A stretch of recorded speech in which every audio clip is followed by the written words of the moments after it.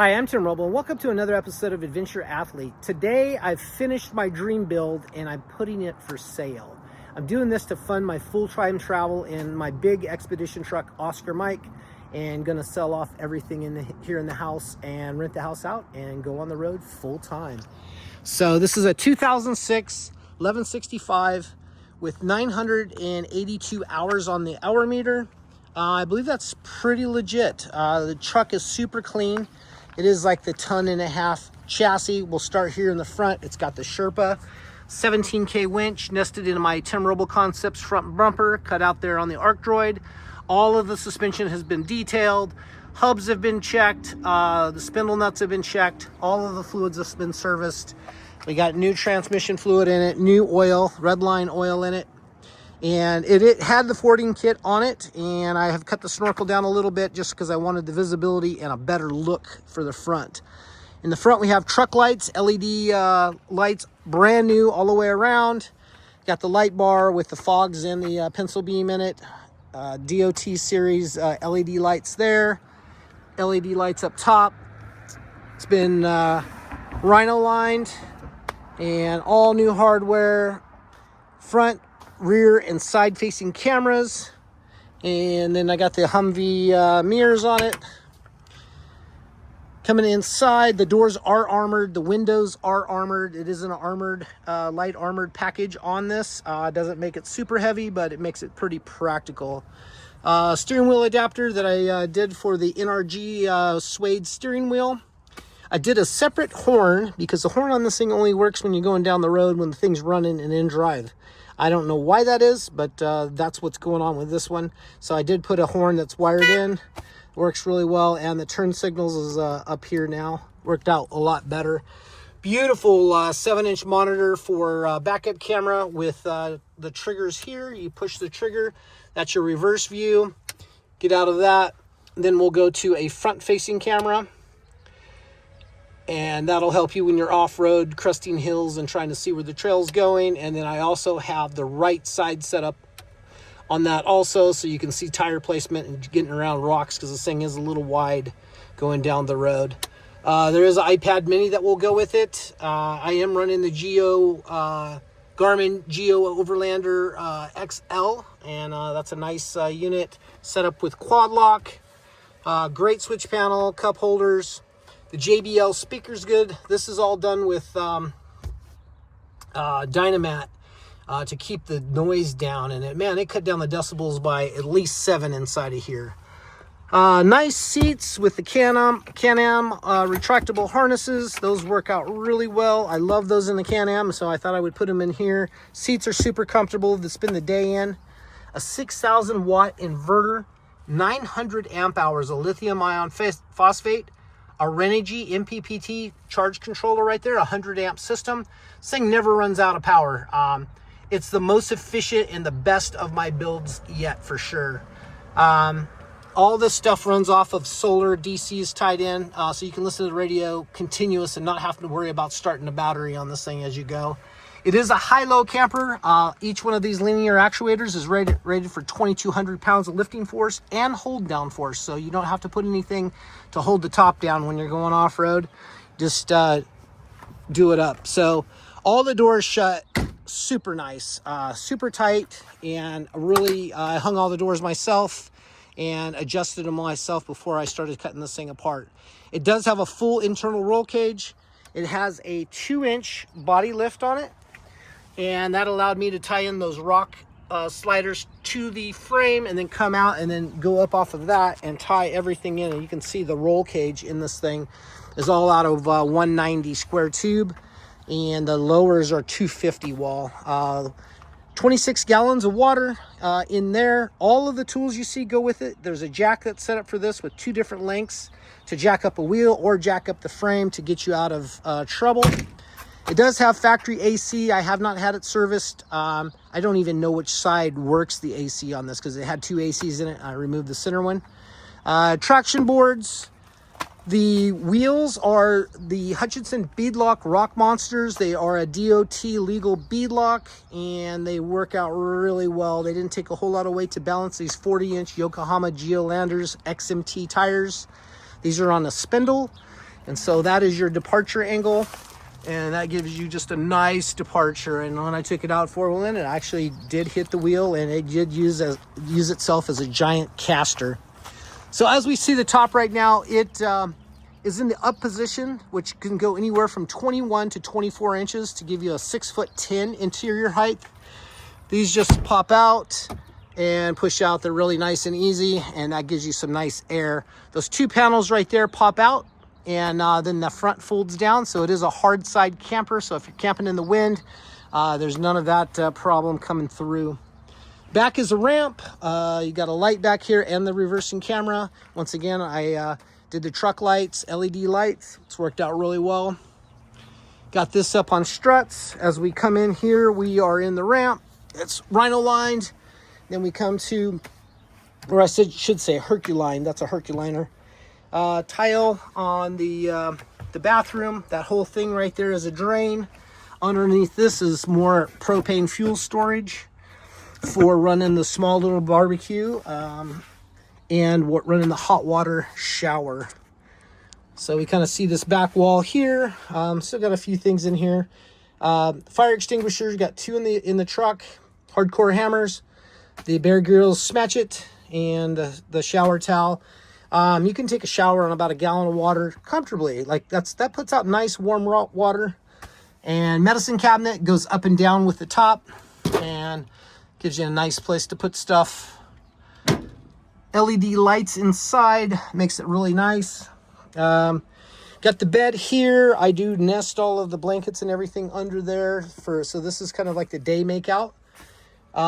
Nice little cup holder up here, holds your remote controls and stuff stays where it's supposed to stay. Sony PlayStation PS5 in it. So cool to play video games in this. Not that I do that a lot, but it's nice on a rainy day when you don't feel like going out, and you can go get your gaming on. Coming forward from that, we're talking 40-inch LG TV. And it's the nano cell, and it's a nice picture. Coming forward here is the upper bunk.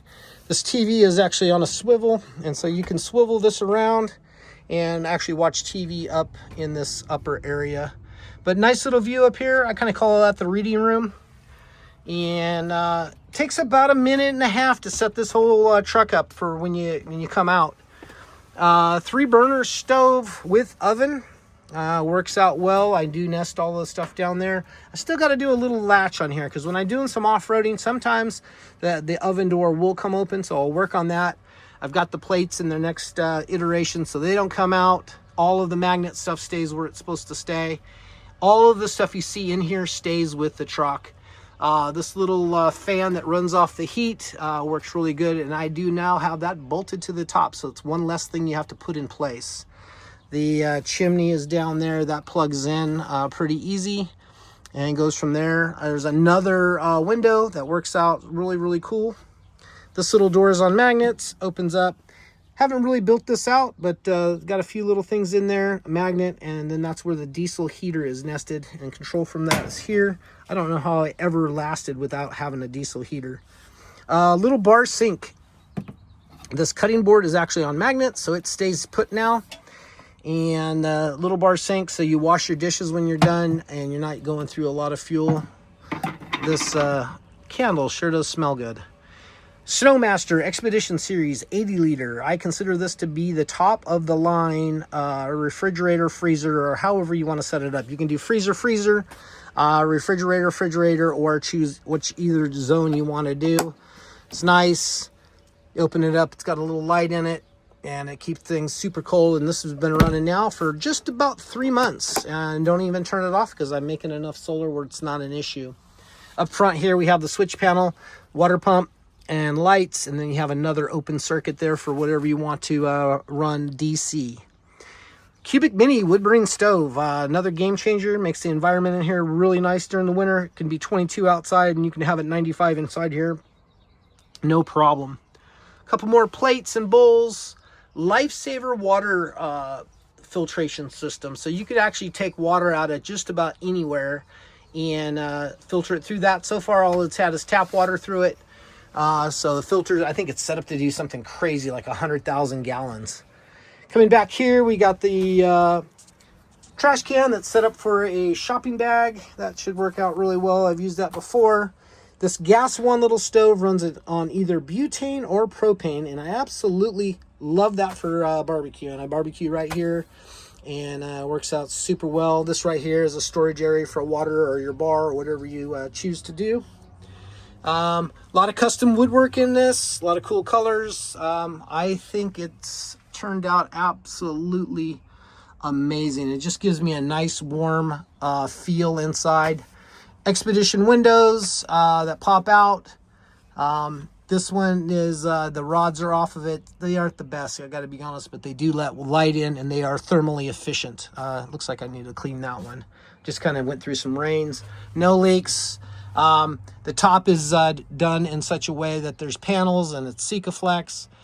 This thing will go for years upon years without having any issues. Even with flex off-road and going from there.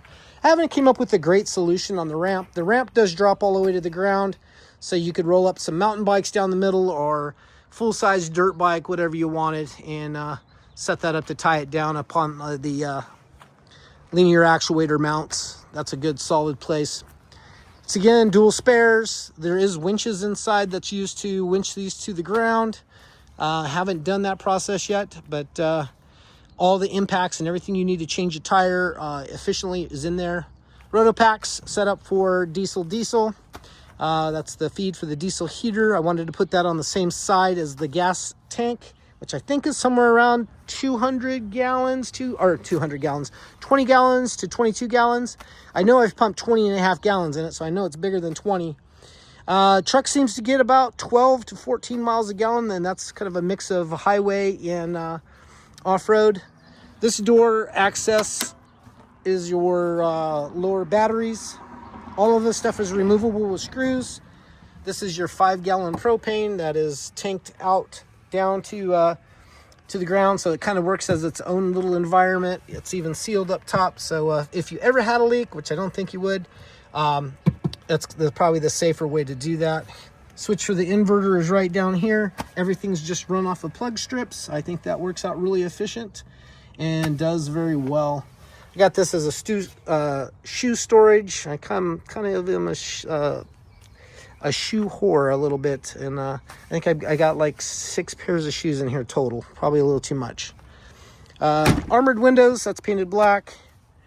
And then coming up here, the passenger seat, actually for myself, very little legroom, but the position that you sit in, it's actually super comfortable, so works out really well.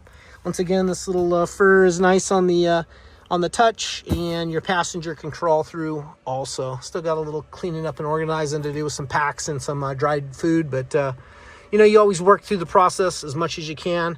I absolutely love the speaker. It's plenty of power to go down the road and hear yourself, and just kind of go down that really well and listen to your tunes. AC's set up.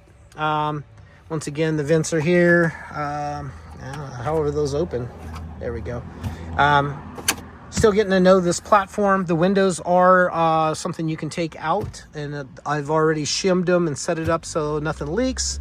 Windshield wipers are trimmed to the right length for the armored.